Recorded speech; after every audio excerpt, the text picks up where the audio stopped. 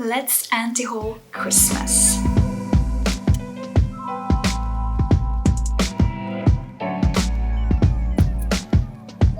Hi, my name is Matilda and welcome back to Miss Matti, the channel where I talk all about sewing, knitting, mending, DIYs, and generally how to live an awesome and sustainable life. If that sounds like your cup of tea, don't forget to subscribe and hit that notification bell to get notified when I'm uploading new videos. And today we are going to anti-haul Christmas. Or not Christmas. We are gonna anti-haul wasteful Christmas practices. And this video is inspired by Shelby, also known as Shelby Soul here on YouTube, who has a series where she anti-hauls wasteful things or trends that she can't stand.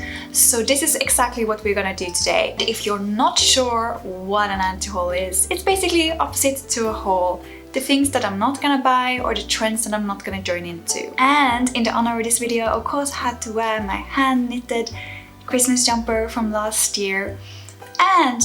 And funny enough, we are gonna first of all anti-haul fast fashion Christmas jumpers. So this one I hand knitted last year from a pattern that I've been looking at for 4 years to make, and it's something I am planning to wear for years and years to come. So it's not like an anti-hauling holiday sweaters. I love a fun holiday sweater, but I don't like single-use items. I don't like when people buy clothes to be worn one time only, and this is definitely the case with many of these Christmas jumpers. Another thing that I, as a knitwear designer, completely despise is how cheap, bad these acrylic jumpers are.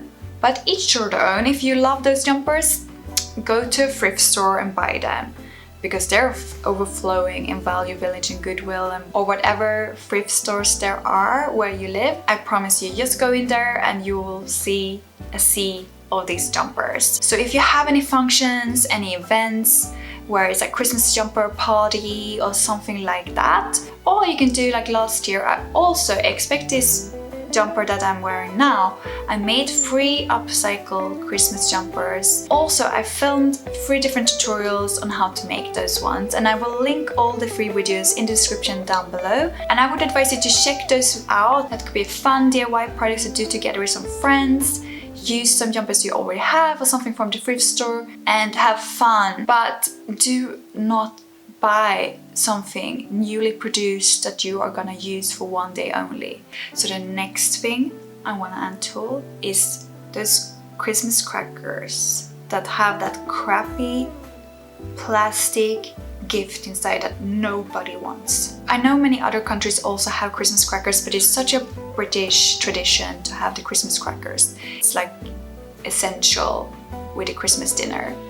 And if you're not familiar with Christmas crackers, they generally come with that little crown, they come with a little joke and a little quiz question thing. And then in some of them, not this one actually, because my mother-in-law is smart, and in some of them it also comes this plastic crappy little gift thing that I don't think anyone ever uses or wants. It's like a bottle opener that doesn't work, a little plastic keyring thing in grey plastic something generally that has no use and nobody pays attention to, because most people want to put on the crown, read a joke, ask the question or little quiz thing, and then move on. I don't know anyone that appreciates this little crappy plastic thing. These ones that my mother-in-law got us a couple of years ago, they do not contain that. So there are options out there if you're gonna buy Christmas crackers to buy them without that one, and as such you're at least less wasteful. I know there is some waste involved in Christmas crackers, but they're fun, I personally think, and we can reduce waste where we can. At least the rest of it is paper, with the exception of this plastic ribbon here. Oh right, I forgot what the next thing I'm gonna anti-haul was. Oh yeah, cheap Christmas decor. I was about to write cheap and tacky Christmas decor, but there is some charm with some very tacky Christmas decor for some people. Each to their own with a taste, but What I specifically want to anti-haul is that cheap stuff that many people buy in discount stores. This is not to dismiss people that buy something in a dollar store and use it year after year. It's more that whole, I've seen a trend, follow a lot of home decor YouTube people. I see so many of them just every year buying completely new sets of Christmas decor, and generally pretty cheap ones. And for me, that's super strange because I'm grown up with that we're putting out the same thing again, maybe updating it a little bit, maybe buying some ornaments that are well selected or making some of them. But for me, it's so strange to every year just get rid of the old one and buy some cheap, crappy Christmas decor. And I have in the past, when I didn't have that much funds, bought some of those Christmas baubles, and they're really not nice. I did a mistake many years ago buying a silver tree that was so cheap and so bad. Like, I think it was only looking alright the first year. This is the type of cheap stuff I'm talking about. The things that do not last, the things that do not look good. Don't buy them. And if you want to buy cheap stuff, there is a lot, yet again, in the thrift store. There are so many decorations there. So, nope, no cheap Christmas decor this year. Buying food nobody eats because it's tradition. One of my friends submitted this one last year, and it's so true. Food waste around Christmas is such a big issue. I've read something about that waste can increase up to 25% during the holiday season. So, I read that there are 4.2 million Christmas dinners in the UK that are wasted each year, according to a study made by Unilever a couple of years ago. And that's insane. So a lot of this is probably due to that we are overestimating and getting worried that it's not going to be enough, so we're cooking too much food. And then it does not make any sense that we're also making food that we just need to add on the Christmas table because it's tradition, instead of actually saying like, no, let's just do it how we like our Christmas dinner to be, like free ourselves from the expectations on how it's supposed to be and how it's supposed to be perfect. Maybe we should try to relax a little bit and just enjoy time together with people. And if you're not enjoying cooking, maybe even consider ordering food. I think people need to feel like they're allowed to do that if that's not their jam. I personally love cooking and I think it's super lovely, but I know as well how you can stress yourself out because you wanted to make it perfect. But let's be honest, Christmas is about being with people and what is truly important to you. Like, I love Christmas food, and certain foods are very important to me to have on the Christmas table, but other things are not important to me, but they might be important to other people. So we need to be honest with ourselves. What is truly important for us? What is making us feel festive?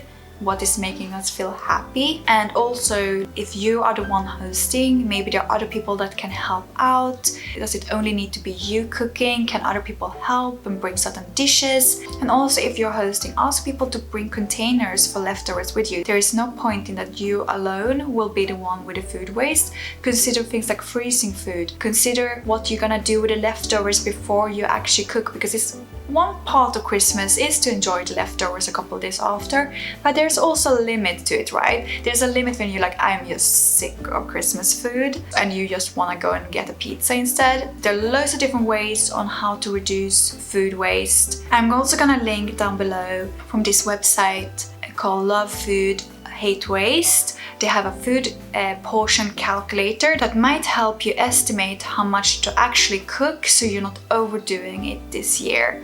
And also that site has so many great suggestions on what to do with food waste and how to reduce it. So I really recommend you all to check that site out if food waste is something you really want to tackle this Christmas. So let's say no to food waste this Christmas and enjoy a lot of lovely foods that actually end up in our bellies and not in our trash. Next one is a good one. Gifts that nobody wants.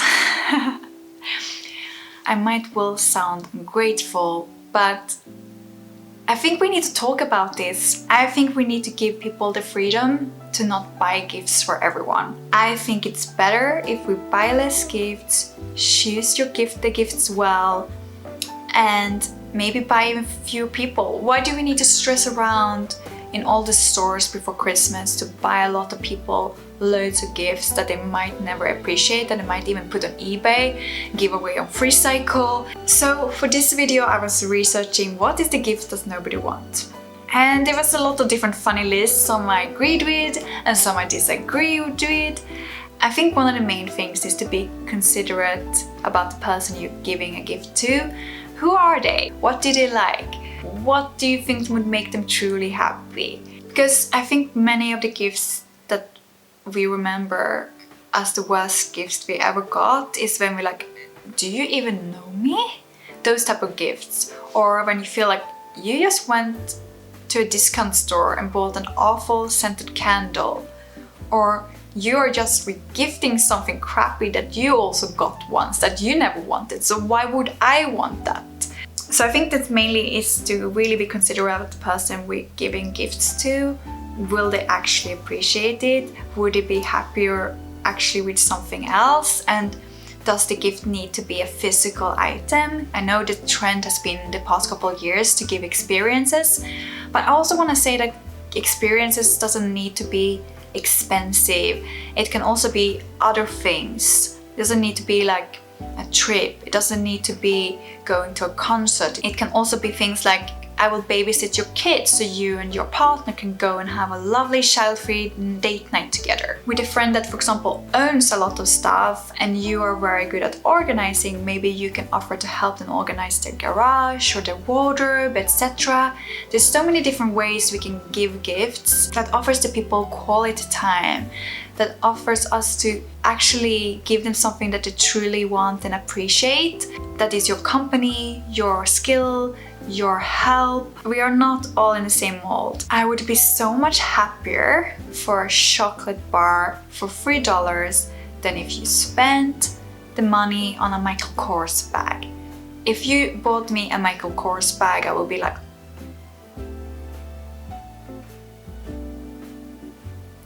do you even know me?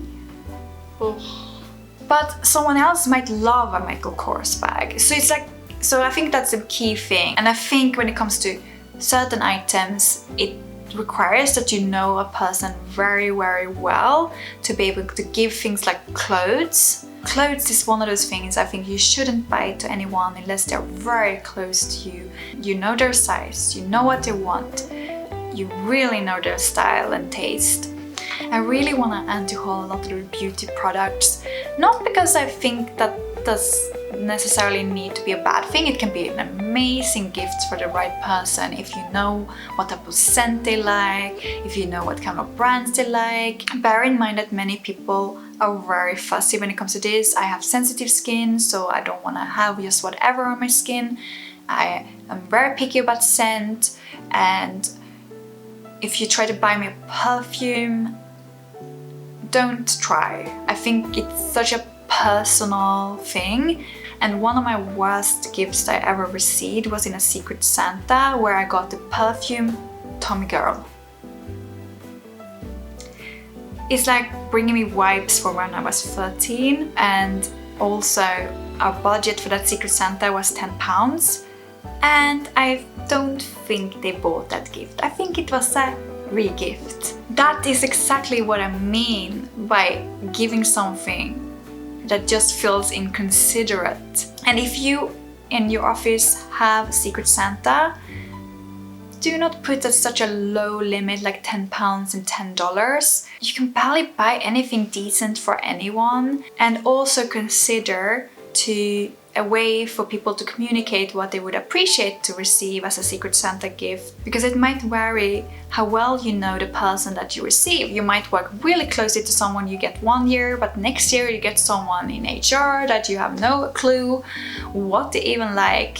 But if you get a hint that they like tea, or they like nice socks, or they really like baking or something like that, you know at least to give them something that they would appreciate. I would love to hear from you. What is the worst Christmas gift you ever received? I would also love to hear how you tackle food waste and other wasteful Christmas practices that you would like to anti-haul. I also really think you will appreciate these videos here, and until next time, hej då!